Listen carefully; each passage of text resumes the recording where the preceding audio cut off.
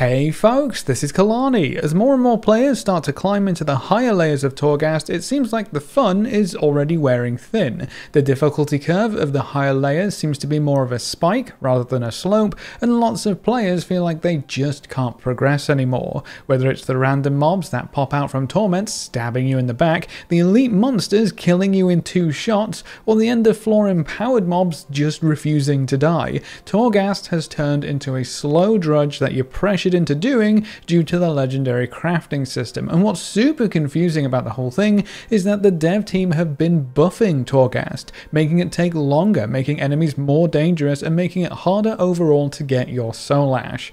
Well, I'm here to tell you no more. The dev team have done a complete 180 and they've nerfed almost every aspect of Torghast. And believe me when I tell you these nerfs are both numerous and hugely impactful. So let's have a look at exactly what is changing and figure out just how big of a nerf this is going to be. Before we jump in, be sure to pop by our live stream sometime over at twitch.tv/KalaniTV. We stream every Tuesday, Wednesday, Friday and Saturday, and we always love chatting with you wonderful folks, so I hope to see you soon. Now, the first widespread nerf is to the health and damage of every monster in every single layer of Torghast. The nerf starts a reduction of 6% for layer 1 and increases to a reduction of 26% at layer 8. So the higher the layer, the more it's been nerfed, and this is just a straight up less health, less damage deal. That is already pretty big and will apparently leave layer 8 feeling like layer 6 previously.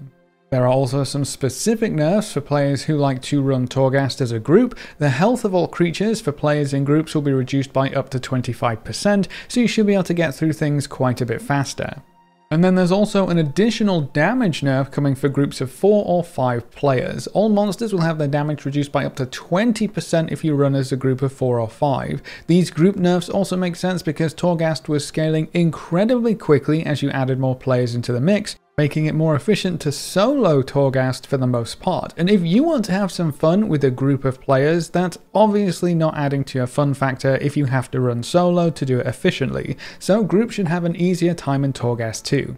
As for the end floor empowered monsters, if they end up being a spellcaster, which I know, what a pain, right? Well, now they will cast their basic magic spells less often to give classes without a short cooldown interrupt more of a fighting chance. And perhaps one of the largest general nerfs to Torghast, something that everyone should get a kick out of, all major cooldowns will now reset when you transition to a new floor. This is more or less every cooldown that is 3 minutes or longer. If it resets when you start a Mythic Plus dungeon or when you wipe in a raid, it's going to reset on every new floor of Torghast. That means you can pop absolutely everything on empowered end of floor mobs without having to worry about waiting for stuff to come back on the next floor. What a marvelous change, and probably something that should have been in from the very start. But it's not just difficulty nerfs, it's also buffs to player power like anima powers. The starting anima cell that you get for free at the start of any Torghast run will now offer stronger selections of anima powers guaranteed. So you don't start a run with a piddly little weak anima power, you should get something meaningful at the start of every run, so that's a nice change too. Any anima cells that drop from rare creatures will now also give you 3 choices minimum, so you have a greater variety when picking from some of the strongest anima powers in the tower. And then the chance for an anima cell to drop from any random creature on any given floor has also been increased, so more overall anima powers to fill out your builds and increase your potential power. And then there's also a specific monster power that most of you will have seen by now. While fighting an elite, an empowered mob, or a boss, you've probably seen the stacks of unnatural power that they get. You know the ones, if it gets to 10 stacks, they become immune to crowd control and interrupts and everything else, and they race to your face to smash it to pieces? Yeah, that one. Well, those stacks will no longer grant immunity to crowd control. This might seem like a small change, but this is actually massive. This allows you to crowd control elites longer to give yourself a break or time to get away. You can chain CC or stun lock bosses past 10 stacks. You can interrupt all of these monsters longer as well. This single nerf will change so much in Torghast, and it's only going to make things easier. And then there are some targeted nerfs to specific monsters. Massive Crusher's armor plating cast time has been increased and can be interrupted or dispelled. Tower Sentinel's oppressive aura haste reduction and slow now scales up to 10% down from 25%. Thank Vanari for this one. Dead Soul Chorus's Death Blast now reduces healing received by 15% and stacks 5 times, down from 25% and stacking 4 times. Skeletal Remains and Lumbering Creations Explode now marks the ground and explodes after 2 seconds of the mob dying instead of just blowing up instantly in your face. This gives you time to move out of the effect. Dead Soul Stalkers now fade away after 15 melee attacks, up from 7, and they stay hidden for 15 seconds, down from 30. This gives you more time to DPS them, and less time just sat there waiting for them to pop back up. And Dead Soul Devil now reincarnates with 15% health, down from 40. That is a long list of changes that addresses a lot of the issues players were having with some of the stronger elite mobs and some of the pesky small mobs that the elites were summoning. But it doesn't stop there. Some specific bosses are also getting large nerfs. Elder Longbranch's Crazy Heal has had its cast time doubled to give you more time to interrupt it. It won't be cast as often, and the Hardened Shell passive now only requires 6 attacks to remove, down from 9 attacks. Decay Speaker's Hardened Shell received the same treatment, 6 attacks down from 9.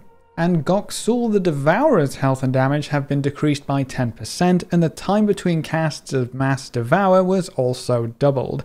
I know bosses have been a huge problem for a lot of classes, especially if they were melee and didn't have a great deal of self-sustain, so hopefully some of these changes will give you more of a chance against those bosses specifically. And finally, Torments have been nerfed as well. The Fracturing Forces and Eye of Scaldus, these are the ones that randomly spawn mobs when you're out of combat. The mobs have had their health and damage reduced by 50%, and their health now increases by 5% per stack, down from 10%. Those enemies will also wait longer to spawn if you've recently left combat, so hopefully you'll see less of them overall if you're moving fairly quickly through the layer.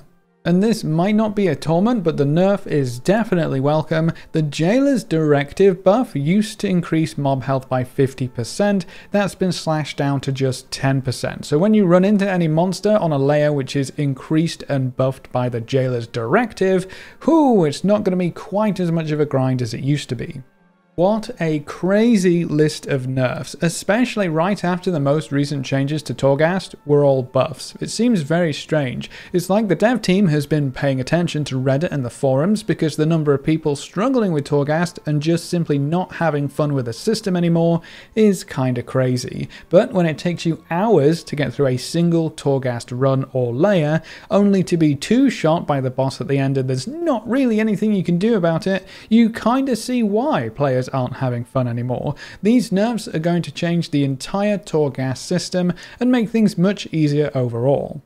But the best part about all of this, all of these changes, all of these nerfs that we've just gone through over the last 7-8 minutes, whatever it is, they are hot fixes from what I understand. So they should be active in the game right this very second. So if Torghast suddenly feels significantly easier and you had absolutely no idea why, these nerfs are why. Go and enjoy yourself again. The Soul Ash grind doesn't have to be a grueling one, and with these nerfs in place, your Torghast adventures have a chance to be fun once more, or at the very least they're going to be quicker.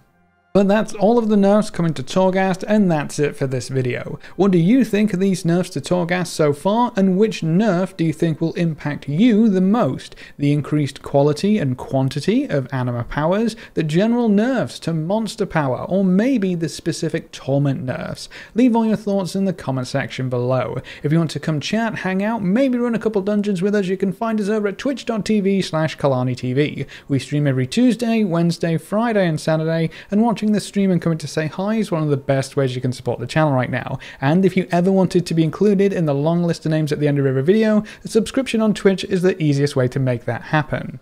You get a free sub to any Twitch channel if you have Amazon Prime too, so be sure to take advantage of that. A big thank you to everyone who has subscribed on Twitch already, and to our supporters over on Patreon. You can see their names floating by on screen. If you want to join these lovely guys and gals, well, now you know how. Remember to leave a like just below the video before you leave, and if you want to see more, make sure to subscribe. But apart from that, thanks for watching folks, good luck and have fun, and as always I will see you next time.